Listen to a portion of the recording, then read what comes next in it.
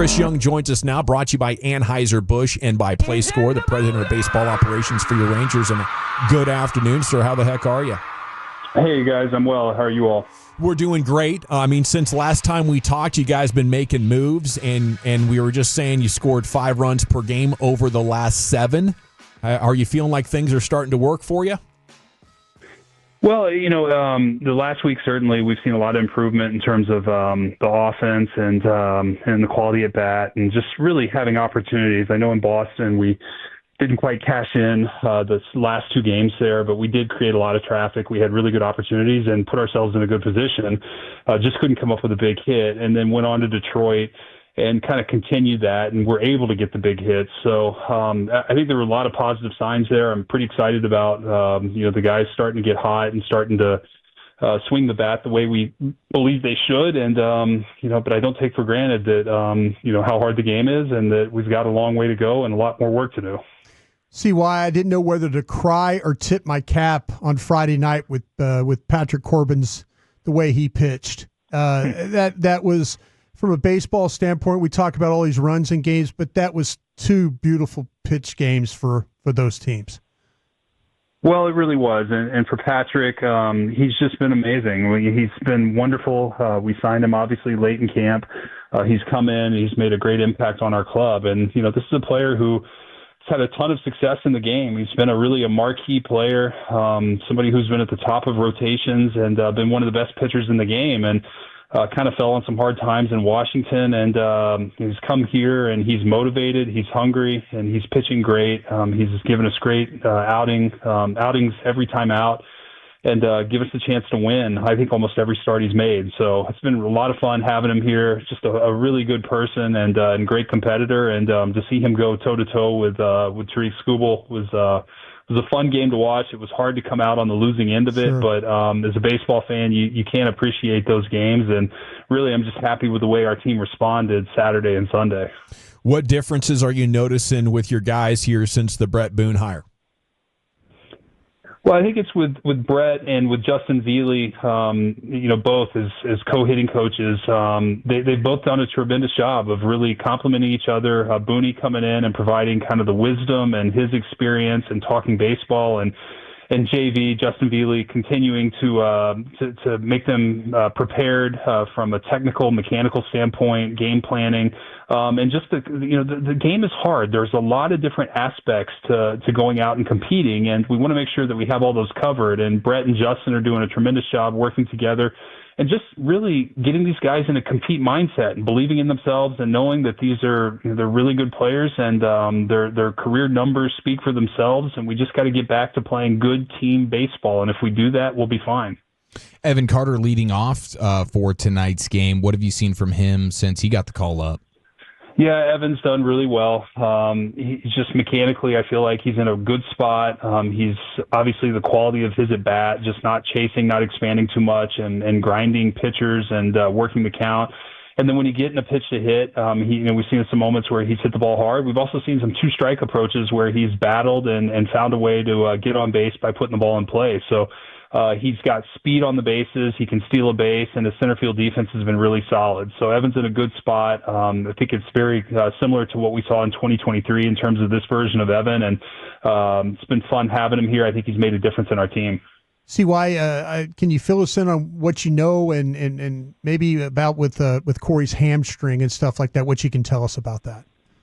Yeah, so we're still trying to get to the bottom of it. Corey's undergoing some testing this afternoon, and hopefully later today we'll have the results of those tests. It's nothing that we're too concerned about in terms of this injury being a long-term injury.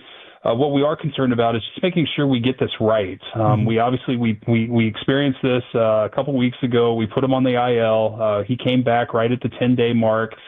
Played several games and played well, but by the weekend he was feeling it again, and so we can't have this linger. We've got to knock this out. We've got to make sure that Corey's in a good spot physically, and that we're going to avoid these things moving forward. So we're undergoing some testing this week, this afternoon. Hope to have the answers later today, and at that point we'll make a decision on what's next for Corey, whether he needs more extended time or whether this is going to be a few days. With that in mind, I think back to 2023 and really a stretch that we had the first half of the season where we went in a 60-game stretch, we went 40-20. And a big portion of that stretch was without Corey. And I think this is a great opportunity for this team to come together. All winning teams lose star players at some point. You hope those absences aren't too long. But all teams lose good players at some point, and they find a way to get the job done. And I believe this team is talented enough to win without Corey in the lineup. And so our expectation is that these guys continue to pull for one another, that they continue to play team baseball, and they continue to step up when Corey is not in the lineup, just like we saw on Sunday. So I have full confidence in the group we have, and I think this is a great opportunity for us as a club to come together if indeed we do have to play some games here without Corey. It's Chris Young here with you on the Fan Rangers, president of baseball operations. Is it time to look at considering the position or the day-to-day at this stage of Seager's career, like the first base or DH, to have him playing short less, keep him healthier angle? Is there any consideration of that? Well, I don't think playing shortstop has specifically contributed to his injuries. I mean, I think these are something that is, if I can't tell you if he was playing left field or third base or first base, that these injuries would be any more, would be happening less frequently. So I think that really what we need to get to the bottom of is what is the root cause of the injury. And at that point, we can decide, what's best. But in terms of him moving off shortstop, that is not a conversation we're having. If we had information that suggested that is the main cause, then we could obviously, talk about what the best way to keep Corey on the field is. But that's not a discussion we're having, and I don't believe that is the cause. Good stuff here from Chris Young with you on your home of the Rangers, 105 through the Fan. Pregame tonight, 6:30, Jack Leiter on the hill.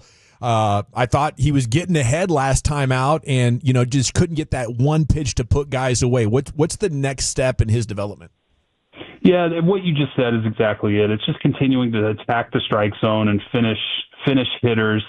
His stuff is so good, but if you put yourself in unfavorable counts where the hitter has the advantage and you have to throw a pitch in the zone, big league hitters are going to get to it. So I think that for Jack, it's really just about attacking the strike zone. I think he walked 4 guys, and 3 of those walks scored last game. So if he can limit the walks alone, he probably would have won that game. But you just have to attack. You got to put the hitter on the defensive and attack. And I think for Jack, it's part of his development. He's not intending to throw balls. It's just the refinement of his arsenal on certain days and making sure that he can be in the strike zone, because his stuff is so good and it will play against any hitter in the big leagues if he is in the right count. So I think that's a big step for him. And my hope is that he was really locked in before he had the blister and went on the IL. He's had a couple of okay starts since then, but the hope is that he kind of gets back into that groove that we saw before the blister. Jake Berger back in the lineup, playing first base. What did you see from him in Round Rock to give you confidence that the rust has been knocked off?